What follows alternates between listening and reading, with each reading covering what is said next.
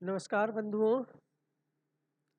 आज मैं आप सभी से महापंडित राहुल सांकीतिन जी की लिखी हुई एक पुस्तक दिमागी गुलामी के बारे में बात करूंगा। दिमागी गुलामी महापंडित राहुल सांकीतिन जी की बहुत ही प्रसिद्ध रचना है। राहुल सांकीतिन जी त्रिपिटकाचार्य थे।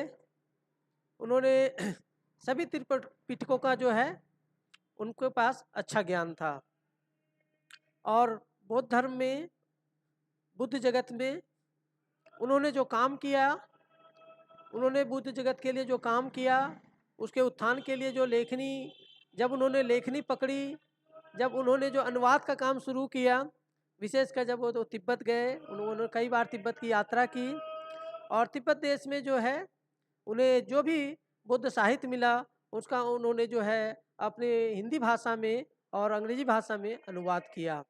उनकी सैकड़ों पुस्तकें जो हैं प्रकाशित हैं, जो हम लोग सबों को उपलब्ध है। जो भारत की सभ्यता संस्कृति का इतिहास जो भारत में नहीं मिलता है वो हमें तिब्बत से उन्होंने ला करके दिया। इतना ही नहीं, उन्होंने श्रीलंका जा कर के भी जो है, बर्मा जा कर के भी जो है, उन जगहों से भी जो है जो बुद्ध धर्म से जुड़ी हुई पुस्तकें थी, प्राचीन पुस्तकें थी जो हमारे पास उपलब्ध नहीं थी, उनका भी अनुवाद करके हमें उपलब्ध कराया था। अब मैं बात करता हूँ दिमागी गुलामी की। वो कहते हैं जिस देश की सभ्यता जितनी पुरानी होती है उस देश के लोगों की मानसिकता में गुलामी जो है उतनी ही पुरानी होती है। हम सभी अगर हड़प्पा सभ्यता को पढ़ेंगे, उसके बाद की सभ्यताओं को पढ़ेंगे, तो हम सभी उसमें देखते हैं एक तरफ है शासक वर्ग, दूसरा है गुलाम वर्ग यानी दास। दास शब्द का इस्तेमाल इतिहासकार अधिकतर करते हैं। हालांकि मध्यकालीन भारत में या प्राचीन काल में हड़प्पा के बाद जो है उपरांत जो है इन शब्दों का मतलब कुछ और रहा है। लेकिन जो है जो इतिहासकार हैं कुछ पहले के कुछ वर्तमान के, वो जो दास शब्द का अर्थ यही लगाते हैं कि दास का मतलब होता है गुलाम। जो भी हो, क्योंकि बहुत सारे लोग जो हैं ईश्वर भक्ति करते हैं तो अपने नाम के आगे जो है अंत में जो है वो दास लगाते हैं। तो ये अनेक लोगों के साथ है। और बहुत सारे भारत में तो जाति प्रथा है, जातियों का बंधन है, तो इसमें भी जो है दास शब्द का इस्तेमाल होता है। अलग अलग तरह से होता है, अलग अलग जातियों के लिए अलग अलग प्रकार की बातें हैं, लेकिन दास लिखते हैं। कई जातियों में दास लिखा जाता है और कई लोगों के लिए जो है, कई समुदाय के लिए गर्व का विषय है कि वो अपने नाम के आगे बाद में जो है दास लिखते हैं। ऐसा इसलिए है क्योंकि दास शब्द का जो है जो महत्व है वह उन्नत है, ना कि निम्न है। निम्न शब्द, निम्न जो वो जिन्होंने इनको इस शब्द को बना दिया है, उन लोग उनकी मानसिकता आप समझ सकते हैं। वो दिमागी गुलामी की जो बात राहुल सांकेतिन जी करते हैं वो बिल्कुल उसी में बैठता है ये, कि वो आपको दिमागी गुलाम बनाने के लिए, आपका बंधुआ मजदूरी बनाने के लिए जो है यह इन शब्दों का मतलब जो है वो गलत परिभाषित कर रखे हैं। अन्यथा इनका मतलब बहुत अच्छा भी होता है ना। जैसे भगवान दास यानी भगवान के दास, ईश्वर के दास। खैर, देखते हैं। तो दिमागी गुलामी में जब वो बातें करते हैं तो वह यह भी कहते हैं कि जब तक पाटलिपुत्र से पूरे भारतवर्ष का शासन संचालित होता था तो उस समय जो है संपूर्ण एशिया बौद्धमय था। जिस समय पाटलिपुत्र से शासन जो है एशिया में संचालित होता पूरे भारतवर्ष में, उस समय संपूर्ण एशिया जो था वो बुद्धमय था। यानी संपूर्ण एशिया में जो है भगवान बुद्ध की पूजा आराधना होती थी। पूरा भारतवर्ष बौद्ध देश था। ऐसा क्यों है, इसको भी हम समझ लेंगे थोड़ा सा। ऐसा इसलिए है कि मगध के उत्थान के उपरांत जो है हम सभी देखते हैं, जब मौर्य वंश स्थापित होता है, सम्राट चंद्रगुप्त मौर्य पहले पाटलिपुत्र के पहले जो है विजयी सम्राट बनते हैं, तो वो जो है जो जिनसे उनका विवाह होता है वह एक ग्रीक राजकुमारी होती हैं, हेलेना। राजकुमारी हेलेना से उनका विवाह होता है। उनके जो पौत्र होते हैं धर्मराज सम्राट अशोक महान। धर्मराज सम्राट अशोक महान, उनके कालखंड में बौद्ध धर्म का विस्तार जो है पूरे एशिया में होता है। उसके उपरांत भी हम देखेंगे गुप्त वंश के कालखंड में भी, बाद के कालखंड में भी, यहाँ तक कि सम्राट हर्षवर्धन से लेकर पाल वंश के कालखंड तक जो है हमारा नालंदा महाविहार, विक्रमशिला महाविहार, उदनपुरी महाविहार, सोमपुरी महाविहार जो है पूरी दुनिया में जो है प्रसिद्ध रहता है। उसमें दुनिया कहने का मतलब है एशिया, यूरोप और अफ्रीका महाद्वीप। इन जगह जो है लोग यहाँ उन लोगों जगहों के लोग जो यहाँ पढ़ने आते हैं। हम सभी कई सारे बाद में इतिहासकारों को भी देख सकते हैं। इसमें इब्ने बतूता को आप ले सकते हैं, फ्रांसिस बर्नियर को ले सकते हैं, मार्को पोलो को ले सकते हैं। उससे पूर्व के इतिहासकार में भी आप देख सकते हैं बौद्ध तीर्थयात्री चीन से आते हैं, ह्वेनसांग, फाहियान, इत्सिंग, और इनका जो लेखन है वो भारत के इतिहास में एक चार चांद लगाने वाला इतिहास, उन्होंने जो है अपनी यात्रा विवरण को रेखांकित किया है, लिखा है, जिससे हमारे भारत का इतिहास जो है गौरवमय दिखता है, लगता है, जानते हैं कि हमारा इतिहास गौरवमय रहा है। अन्यथा नालंदा के विध्वंस के बाद जो है हमें तो बहुत सारी जानकारियाँ थी ही नहीं। खैर, अब बात करते हैं दिमागी गुलामी और राहुल सांकेतिन जी की। हमने अभी कुछ समय पहले देखा देश में बहुत सारे हवाई अड्डे बने। हमारा हवाई अड्डा नई दिल्ली जो यहाँ हवाई अड्डा है, इंदिरा गांधी राष्ट्रीय अंतर्राष्ट्रीय हवाई अड्डा, और कुछ दिनों तक वहाँ जो अफरा तफरी रही, यात्रियों के साथ जिस प्रकार का व्यवहार हुआ, इंडिगो एयरलाइंस ने जिस प्रकार की मनमानी की और लोगों को परेशान किया, उससे मुझे जो है खासकर पुष्पक विमान की याद हो आई कि काश जो है हमारे धर्माचार्य लोग जो है या हमारे राजनीतिक लोग जो हैं उनको कम से कम पुष्पक विमान ही मुहैया करा दिए होते तो वो अपनी सुखद यात्रा कर पाते और इंडिगो को भरोसे ना बैठे रहते। खैर, पुष्पक विमान अभी तक प्राप्त हुआ नहीं है। कहानी में लिखा हुआ है, हम उसको कहानियों में पढ़ते हैं, रामायण में भी पढ़ते हैं, अन्य भी किताबों में पढ़ते हैं, लेकिन अभी तक हमें वो पुष्पक विमान और उसको बनाने का तरीका प्राप्त नहीं हुआ है। खैर, इसको हम यही छोड़ते हैं। बात करते हैं राहुल सांकेतिन जी की।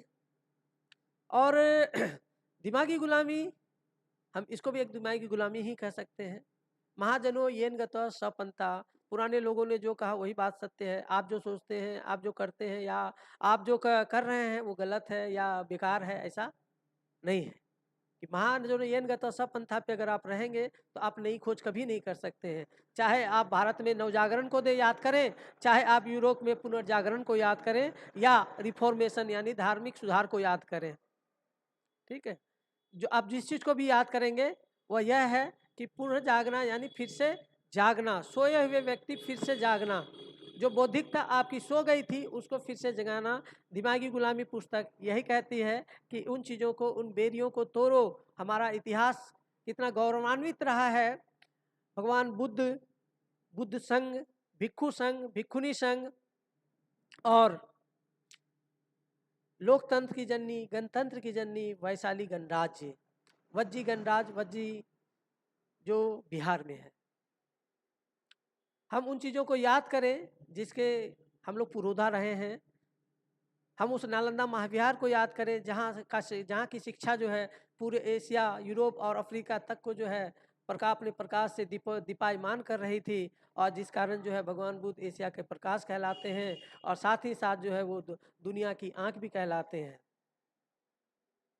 लेकिन दिमागी गुलामी ने बिहार को, बिहार वासियों को, साथ ही साथ देश को, देशवासियों को इस प्रकार जकड़ा है कि आज जो है हमारा वो अफ़गानिस्तान जहाँ बामियान हुआ करता था वो हमसे अलग हो चुका है।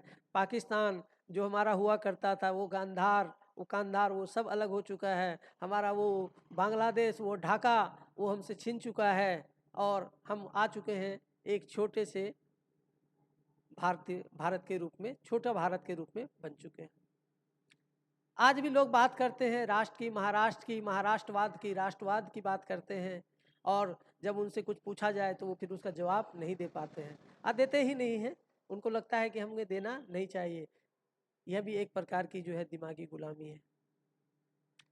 हमें इस दिमागी गुलामी से बाहर आना होगा, अन्यथा जो हमने अभी देखा, जो नई दिल्ली ने देखा, जो इंदिरा गांधी राष्ट्रीय अंतर्राष्ट्रीय हवाई अड्डे ने देखा, वहाँ हमारे जो लोगों ने देखा, ऐसी घटनाएं अक्सर होती रहेंगी। बिहार में अक्सर पुल उड़ जाते हैं और उस पर किसी पर कार्रवाई कुछ भी नहीं होता है, क्योंकि सरकार उसमें इन्वॉल्व रहती है। हमारे यहाँ मनिहारी में यहाँ का हूँ, वो मनिहारी घाट, वो मनिहारी गंगा किनारे जो है करोड़ों का काम हुआ, 100 करोड़ों से ऊपर का काम हुआ और वो पूरा का पूरा बह गया। आज भी मनिहारी खतरे में है, कटाव का वो क्षेत्र बना हुआ है और जिन लोगों ने ऐसा काम किया उस पर कोई कार्रवाई सरकार ने नहीं की। यह भी एक प्रकार की दिमागी गुलामी है कि लोकतंत्र के रहते हुए भी है, हम लोकतंत्र के रहते हुए भी अपराधियों को सजा नहीं दे पाते हैं। अभी आपने देखा होगा कि दिल्ली से जो है करीब जो है 12 से 15 हज़ार लोग गायब हो गए। ये 2025 की बात है, एक साल लगभग जो है 11 महीने की बात है। 11 महीनों में दिल्ली से जो है कम से कम 12 से 15 हज़ार लोग गायब हो जाते हैं और जिसका कोई भी जो है अता पता नहीं चल पाता है। हम इस देश की राजधानी में रहते हैं। खैर, मैं दिमागी गुलामी की बात करने का मकसद यही है कि दिमागी गुलामी से बाहर आइए, पुराने बंधुआ मजदूरी से बाहर आइए, नई सोच अपनाइए, अपनी सोच को आगे लेकर के चलिए। आप जो सोचते हैं वो भी सही सोचते हैं। अगर मानवता के हित की बात सोचते हैं तो आप अच्छा सोचते हैं। आप अगर अहिंसा की बात सोचते हैं और समाज के उत्थान की बात सोचते हैं, दुनिया के विकास की बात सोचते हैं, उत्थान की बात सोचते हैं, तो वह भी जो है अच्छी बात है। दिमागी गुलामी से बाहर होने का यह एक सूचक है ना। अभी मैंने देखा कि ईरान में जो है लोग पानी के लिए तरस रहे हैं, नमाज पढ़ने जाते हैं, वहाँ पर भी जो है पानी के लिए ईश्वर को याद कर रहे हैं, अल्लाह को याद कर रहे हैं।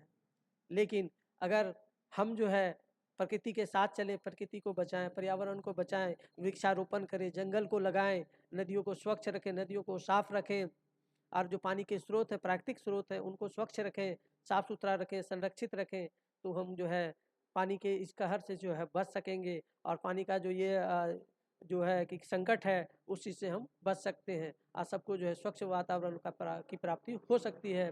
देश में हम सभी अभी जानते हैं कि दिल्ली में जो है वायु गुणवत्ता की क्या स्थिति है, तापमान का जो है पूरा साल भर का तापमान कैसा रहा, कितनी गर्मी रहे, कितनी ठंडी बढ़ने वाली है।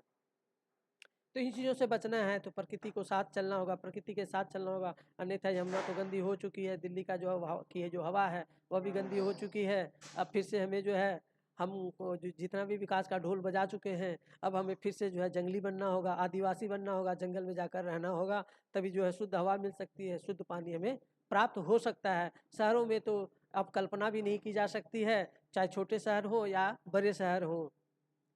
हमें जो है अब जंगली ही बनना पड़ेगा, जंगल जाना होगा और जंगल में रह करके जो है वहाँ पे प्रकृति का आनंद लेना होगा, तभी जाकर जो है हम अपने जीवन को सुरक्षित रख सकते हैं, आने वाली पीढ़ियों को संरक्षित कर सकते हैं और उनको आगे बढ़ा सकते हैं। अन्यथा विकास का वह ढोल जो पुनर्जागरण और रेनेसां ने दिया था, जो ये औद्योगिक क्रांति ने हमें दिखाया था, उस विकास से हम जो है अब उब चुके हैं। हमारा वो विकास का ढोल जो है बजना बंद हो चुका है, क्योंकि विकास का ढोल फट चुका है। आज जो हमें अक्सर जो है देखने को मिल रहा है, चाहे वो दिल्ली के प्रदूषण के प्रदूषित हवा देखने को मिल जाए या नदियों को देख करके, यमुना की जो है गंदे पानी को देख करके समझ में आ जाए। तो खैर आइए, अब दिमागी गुलामी से बाहर आइए।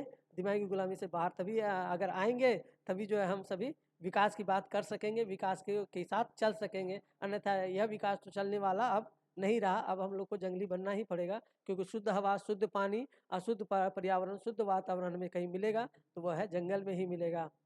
ऐसा ना हो कि जंगल जो है जैसे अरावली को अब नष्ट करने, खत्म करने का जो है शुरुआत हो चुका है, वैसे भी आधी अरावली का जो है इलाका जो तो खत्म कर ही दिया जा चुका है। वहाँ खनन हो गए, खनन के माध्यम से, और आधा कुछ बचा है तो वो भी नष्ट होने के कगार पर है। तो इससे पहले कि वो नष्ट हो, उनको बचाने का हम लोग प्रयास करें और दिमागी गुलामी की जो बंधुआ मजदूरी की का जो ढोल बज रहा है उससे हम लोग बाहर आएँ। और राहुल सांकेतिक जी को मैं नमन करता हूँ कि उस महापुरुष ने जो है, उस महापंडित ने जो है हमें वह चीज़ें जानकारी दी, वो ज्ञान दिया, जिससे हम सभी आगे बढ़ रहे हैं और अपने प्राचीन गौरव को याद कर रहे हैं। नमन है अपने नालंदा को, नमन है अपने बिहार को। धन्यवाद। धीरज कुमार निर्भय, दिल्ली विश्वविद्यालय।